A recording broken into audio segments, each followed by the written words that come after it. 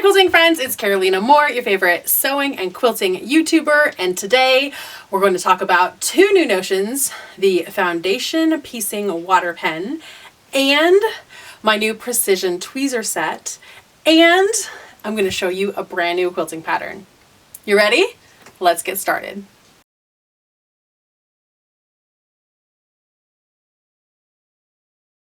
Okay, so let's go over these tools, what they are and what they do. Specifically, these tools were designed for foundation paper piecing. If you are fairly new to quilting or you just have never heard of foundation paper piecing before, I have a whole intro video that will take you on a journey of foundation paper piecing. It also has a free pattern for the North Star quilt block, so you can go here to find that.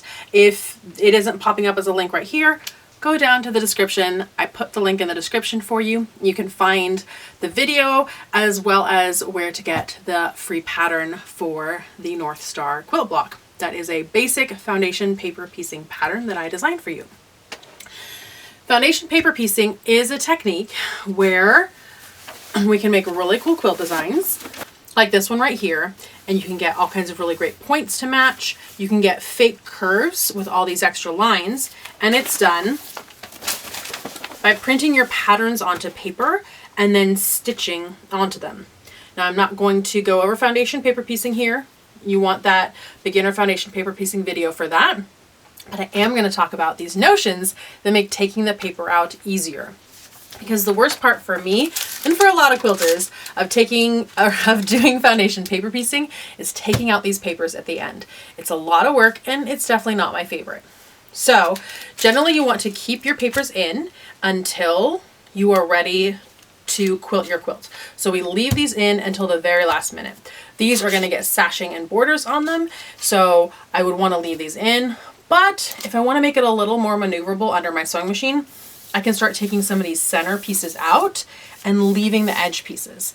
The reason I leave the edge pieces is because that will help stabilize these edges, which will have all kinds of bias stretch because the fabric was put on at all kinds of crazy angles. So not only does the paper give you a pattern to follow exactly, but it also helps prevent any bias stretch when sewing everything together.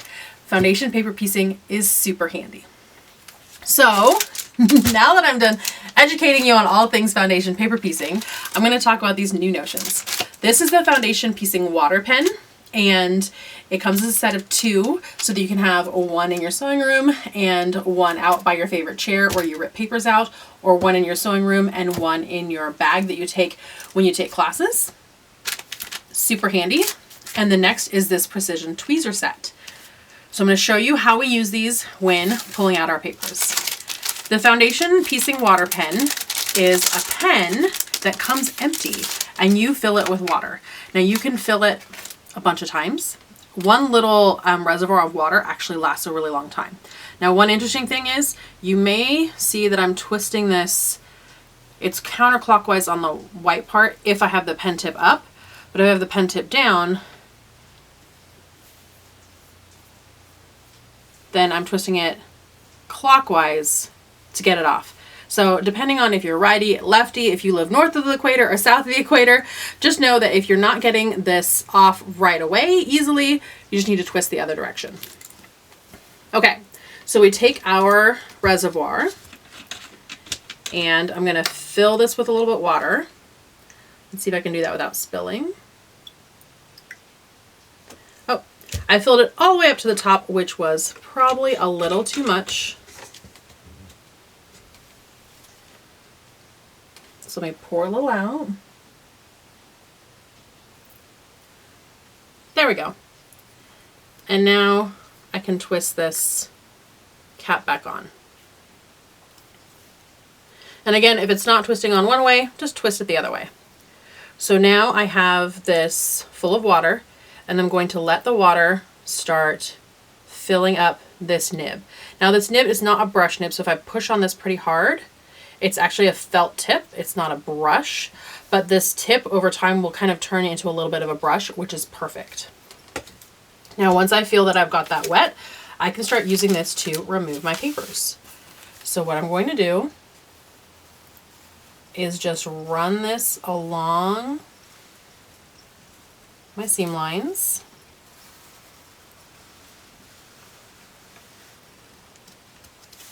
Make sure I get all the way to the ends.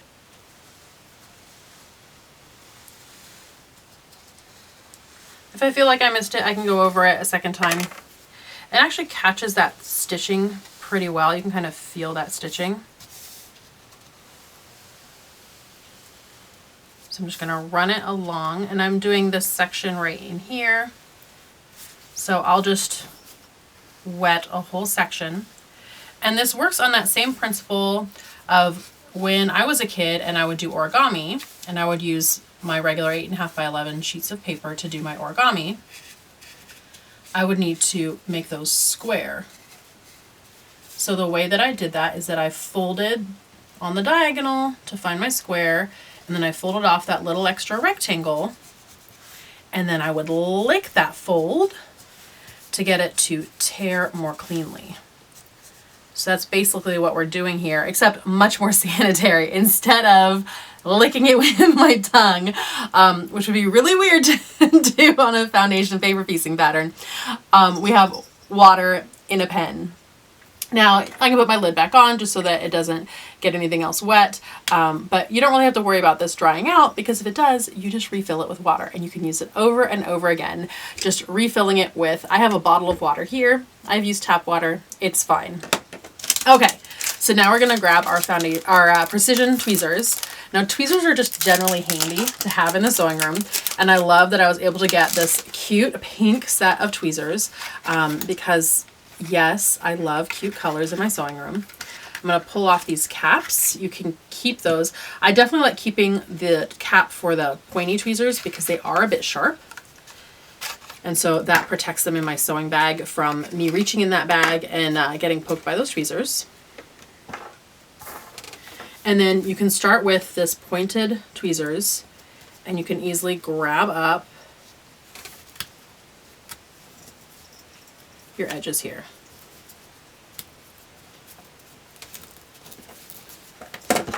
And then I like these blunt nose tweezers.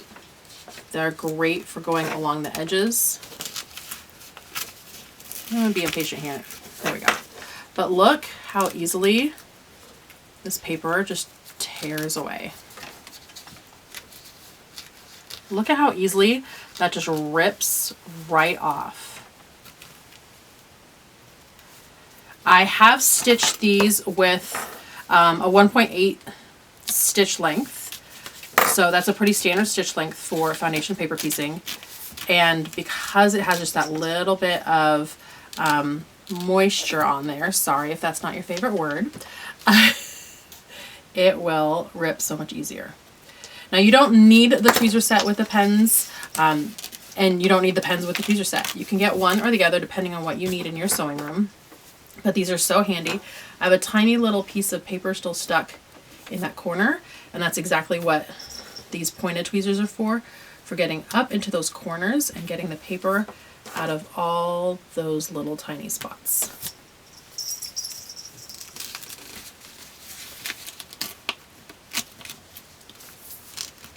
So what's funny about this is that this is copy paper that I'm using. It's not the highest quality copy paper, but I just printed this on the regular paper that I use in my office. So if you've ordered from me in the last couple of months and you got your packing slip in with your order,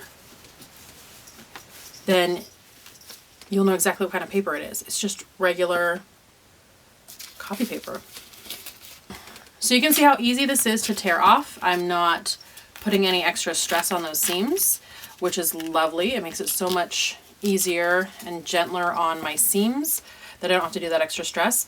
And yes, I did use regular paper. If you have the Carol Doak paper, which is my favorite, the Carol Doak paper is awesome, and this rips even more beautifully on that Carol Doak paper.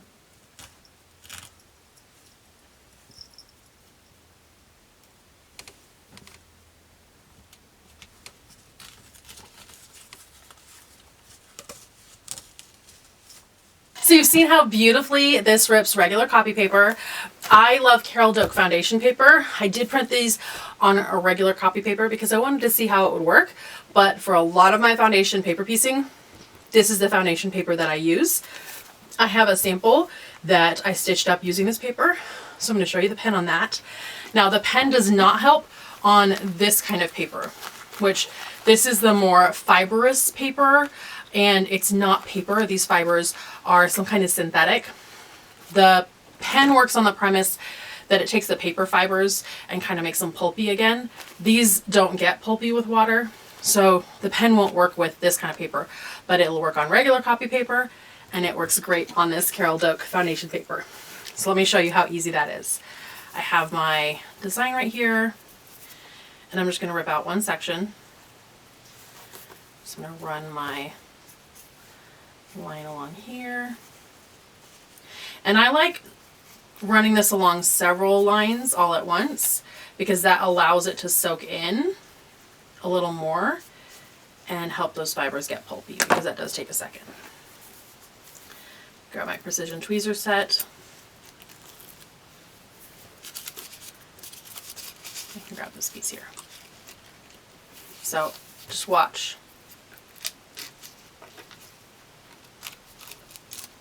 How beautifully that rips.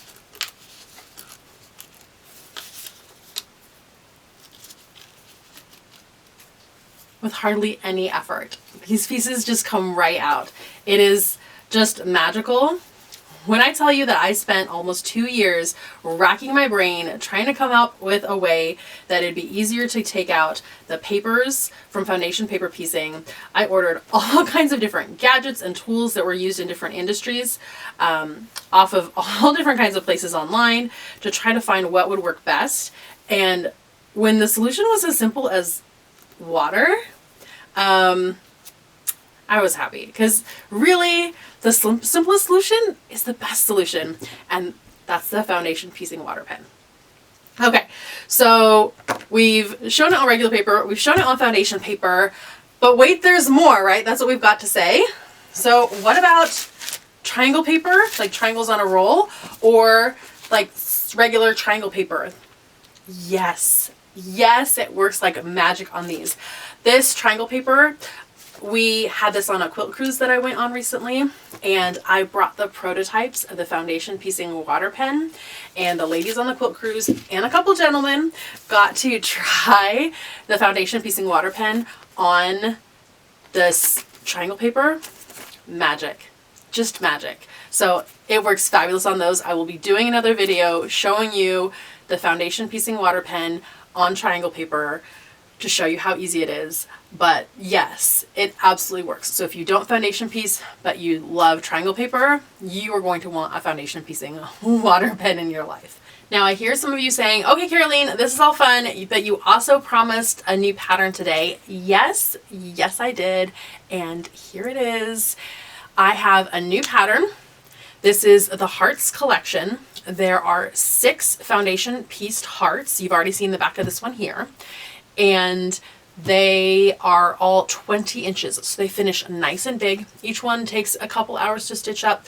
The easiest one took me about 2 hours. The most complicated took me almost 4 hours.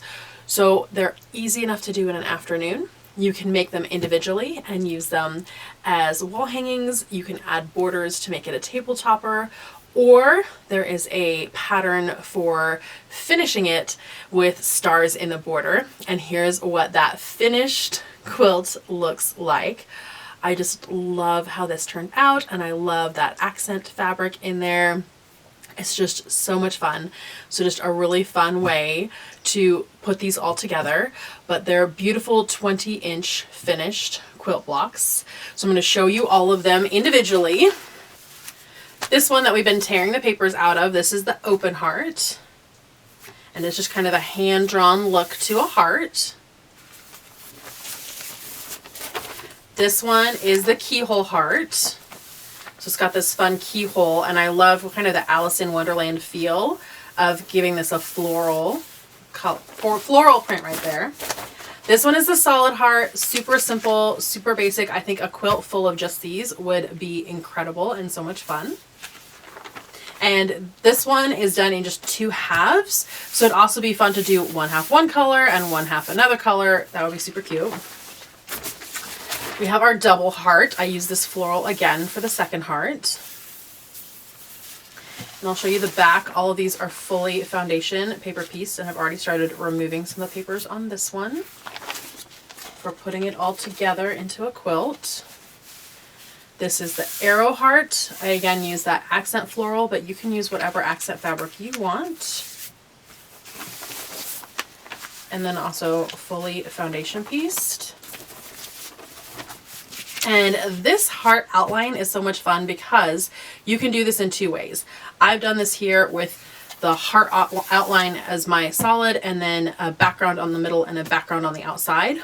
But you could also do this as one color in the middle, a second color here, and a third color on the outside. So you could go like a light, medium, dark to give this a look like that. Or you could, because these 2 centerpieces are, each of them is one whole piece, it's a great opportunity to fussy cut a motif into here, because, I'm going to show you on the back, this is A1, this is B1, so these are the first units, or the first pieces of fabric that you're laying down.